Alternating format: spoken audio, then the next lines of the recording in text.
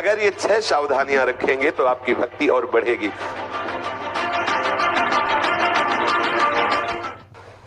अगर आप सह गए ना तो आपके हृदय में एक अग्नि और लग जाएगी, वो होगी प्रेमाग्नि। इसी अग्नि के सहने से वो अग्नि जलती है, ध्यान रखना। अगर ये अग्नि बुझाते रहे तो वो अग्नि नहीं जलेगी, पक्का समझ लीजिए, आप देख लीजिए। इस अग्नि को अगर बुझाते रहे, ये वेग अग्नि जो आती है इंद्रियों की, इनको अगर आप बुझाते रहे तो ये आग नहीं लगेगी, विरहाग्नि। और जब आप इस अग्नि को सहेंगे तो आपकी पूर्ण सन्मुखता प्रभु की तरफ होती, फिर विरहाग्नि जग जाती है। कैसे मिले प्रभु, कैसे अब सहा नहीं जाता, अब रहा नहीं जाता, प्रभु मिल जाओ, प्रभु मिल जाओ। उसके हृदय में स्थिति जागृत हो जाती। वागद्गदा द्रवते यस्य चित्तम रुदत्य भीक्षणम हसति क्वचिच्च विलज्य उद्गायति नृत्यते च मद्भक्ति युक्तो भुवनम पुनाति। वाणी प्रेम से गदगद हो गई, चित्त पिघल कर देख रहे ना, कृपाल हुए, मेरे लिए सह रहा है, मेरे लिए त्याग कर रहा है। ये भी वो कृपाल हुए, प्रेम लक्षणा भक्ति जागृत हो गई। वाणी गदगद है, चित्त पिघल कर बह रहा है, रोने का तांता नहीं टूट रहा। कभी कभी लीला स्फुरित होती है तो देख करके खिलखिला के हंसता है, कभी लज्जा छोड़कर उच्च स्वर में पुकारता है, कभी नाचता है, कभी गाता है। ऐसे भक्त के द्वारा संपूर्ण भुवनों को पावन करने की सामर्थ्य आ जाती। मम भक्ति युक्तो भुवनम पुनातो। बच्चापन की अवस्था थी, बैठ गया, सहना है। कठोरता पूर्वक निश्चय कर लो कि प्राण निकल जाए पर मुझे अपने मार्ग से विचलित नहीं होना, तो प्रभु सामर्थ्य देंगे और एक बहुत आनंद का अनुभव होगा कि अब जब आपके हृदय में भक्ति का द्वार खुला, इन षड विकारों के सहने से, इन वेगों के सहने से, तो अब आप सावधान हो जाइए। जो आपके हृदय में भक्ति जागृत हुई वो नष्ट ना होने पावे। अगर ये 6 सावधानियां रखेंगे तो आपकी भक्ति और बढ़ेगी। जैसे भक्ति का अंकुर अभी उदय हुआ और कोई बकरी आके मुंह मार जाए तो फिर वो बहुत ही बाधित हो जाएगी, पता नहीं फिर कब अंकुरण हो। इसलिए सावधान रहे। आचार्य आदेश कर रहे हैं अत्याहार। उपासक को चाहिए, अत्याहारा में 2 बातें हैं, एक है अधिक खाना और दूसरा है जो आपको बहुत प्रिय लगता है उसका संग्रह करना। ये प्रवृत्ति होती है। जो मुझे वस्तु बहुत प्रिय लगती है, लगता है बहुत आयत हो उसकी, वो वस्तु बहुत मात्रा में हमारे पास होनी चाहिए। ये हमारे भक्ति को क्षीण करने वाली वृत्ति है।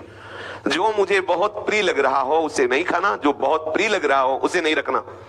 आहार विहार में जो इंद्रियों के विलास में है, जो बहुत प्रिय लग रही है वस्तु वो पास नहीं रखनी। जो बहुत प्रिय लग रही है, जो हमें, जिसमें हमारी बहुत रुचि है, उसे हमें नहीं खाना, क्योंकि मुझे भगवत आराधन में लगना है। हमारे हृदय में जो इन वेगों के सहने से भक्ति बढ़ रही है उसको ये नष्ट करने वाले हैं। इसलिए आदेश करें अत्याहार। ऐसा है, जिस दिन अधिक भोजन कर लो ना तो प्रमाद स्थिति आती है, इधर उधर के चिंतन आते हैं, लोगों से बात करने का मन होता है, फिर कमरे में बैठकर एकांतिक चिंतन करने का मन नहीं होता, बाहर प्रपंच करने का मन होता है। चलो घूमें फिरें, देखें, बात करें, लोगों से मिले, ये बात आती है अंदर से, या फिर और भी प्रपंच कार्यों में रति होने लगती है। अत्याहार तो बहुत ही वर्जित है। एक नियमावली बनानी चाहिए साधक को कि मेरा 4 रोटी में हो जाता है, फिर बस उतना ही अनुपात रखे। कहीं अगर अच्छा भी भोजन मिल जाए तो उतना ही अनुपात, एक भी कवल ज्यादा नहीं होना चाहिए, उतना ही एक सीमित अनुपात रखे।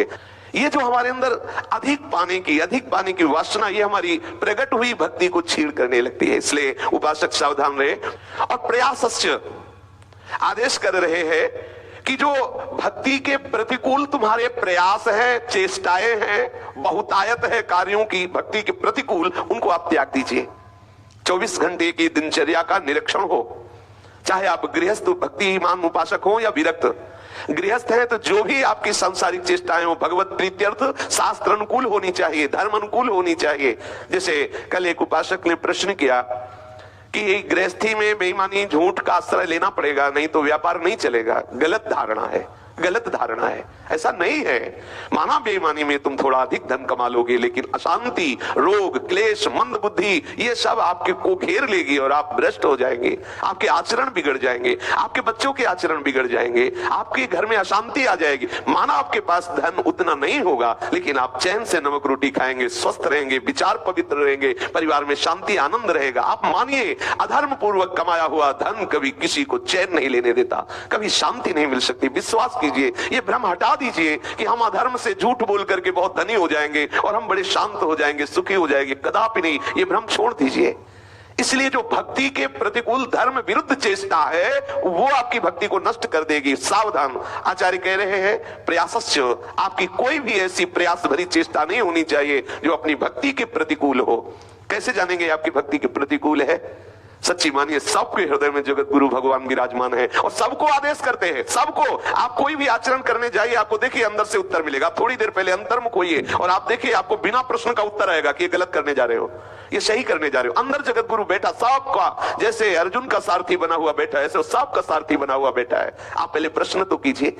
अगर आप प्रश्न करना नहीं जानते तो सुनना जान लीजिए। आप थोड़ी देर एकाग्र होकर के अंदर सुनिए, उत्तर आ रहा है, ये ठीक नहीं है, ऐसा गलत है, ऐसा नहीं करना चाहिए। उसी समय मन बोलेगा नहीं करना चाहिए, बड़ा लाभ मिलेगा। बस पहचान होनी चाहिए कि कौन सी गुरु की आज्ञा है और कौन सी मनमानी आचरण की बात है। प्रयास, आपका कोई भी ऐसा प्रयास नहीं होना चाहिए, कोई भी ऐसी चेष्टा नहीं होनी चाहिए, या जो चेष्टाएं आपकी भक्ति विमुख है उनको हटा दीजिए। मनोरंजन नहीं चलता इस मार्ग में, इसमें मनोभंजन चलता है। मन का नाश ही स्वरूप बोध है, मन का नाश ही प्रेम मार्ग में प्रवेश है। मन मार्या तन वश में कीन्हा, हुआ भरम सब दूर, बाहर से कुछ दिखत नाही, अंदर चमके नूर। आपो त्याग जगत में बैठे नहीं किसी से काम, उनमें तो कछु अंतर नाही, संत कहो जय राम। मन मार्या, ये जो हम मनोरंजन के लिए तैयार हो जाते हैं कि 8 घंटे हो तो गए साधन भजन, थोड़ी देर तो मनोरंजन होना चाहिए। ये थोड़ी देर वाला ही 8 घंटे के ऊपर पोछा लगाने की चेष्टा करेगा, ऐसा कोहरा पैदा कर देगा, अंधकार पैदा कर देगा, जिससे हम सही मार्ग क्या है नहीं जान पाएंगे। ये जीवन अब मनोरंजन के लिए नहीं है। हमारा मनोरंजन हमारे ठाकुर का नाम रूप लीला धाम होना चाहिए, अन्य नहीं। प्रजल्पो, आगे आज्ञा कर रहे हैं कि जो हम बोलने का अभ्यास है, प्रजल्प, कुछ भी किसी से कैसे भी बोल रहे हैं, बिना मतलब बोल रहे हैं, कोई आवश्यक नहीं है, ये व्यर्थ की वार्ता करना आप रोकिए। प्रजल्प, ये स्वभाव होता है, कभी कभी ऐसा उपासक ने देखा, बेमतलब की बातें, कोई तुकतान नहीं, एक शब्द को घसीट के आधा घंटा तक उसे इधर उधर फैलाना संसारिकता में नहीं। ठीक उत्तर, ठीक बात, भगवत संबंध से युक्त बात, मंगलमय बात, प्रिय बात, हितैषिता से भरी बात, भक्ति वर्धक बात होनी चाहिए। व्यर्थ की वार्ता नहीं होनी चाहिए, संसारिकता की मिलावट नहीं होनी चाहिए। अगर हमारे हृदय में प्रजल्प स्वभाव है, जिससे आया उसी से बात कर रहे हैं, हंस रहे हैं, प्रपंच की बात कर रहे हैं, ये हमारी भक्ति को छीण करने वाली है। उपासक गंभीर रहे।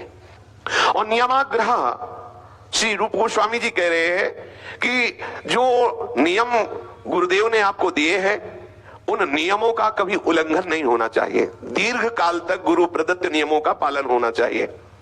देव ने आपको नियम दिए हैं, उन नियमों का दीर्घ काल तक पालन होना चाहिए और कोई मनमानी नियम नहीं लेने चाहिए।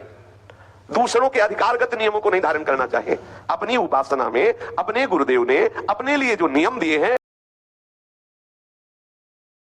चाहिए, बहुत ध्यान देने योग्य विषय है। दूसरा, बहुत ही श्रेष्ठ नियम धारण किए, पर मेरे गुरुदेव ने मेरे को जो नियम दिया है, पूरा जीवन उसी नियम में रहना है, तभी हमारे हृदय में प्रेम लक्षण और भक्ति का विस्तार होगा। ये सावधानी का बहुत सुंदर, बहुत महिमा में ये बात है। हमारे गुरुदेव ने जो हमें नियम दिया, मैं उसी नियम के अंतर्गत रहूं, कोई अपना मनमानी नियम न धारण करूं और कोई बाहरी किसी के देखकर नियम न धारण करे। गुरुदेव प्रदत्त नियम का आजीवन निर्वाह करे। और आगे कहते हैं जनसंगश्च, ये जो जन संसर्ग करने की एक वासना बनी होती है, लोगों से मिलने की एक स्वभाव होता है, इसमें कहीं ना कहीं छुपी हुई मान प्रतिष्ठा की भावना होती है। लोगों से मिले, लोग हमें जाने, हमारा प्रभाव, एक कई तरह की, वो अंतर्यामी प्रभु सब हृदय की बातें जानते हैं। जन संसर्ग वो एक खुजली है जिसके खुजलाने में लगने से साधक अपने वो सूक्ष्म, हम जन संसर्ग करने के स्वभाव वाले, तो हमारी भक्ति क्षीण हो जाएगी, हमारी भक्ति नष्ट हो जाएगी। और कभी कभी हमारे हृदय में एक बात प्रेरित करती है जन कल्याण के लिए प्रचार की, तो देखो सच्ची बात मान लीजिए, जन कल्याण की योग्यता तभी होती है जब भगवत साक्षात्कार हो जाए।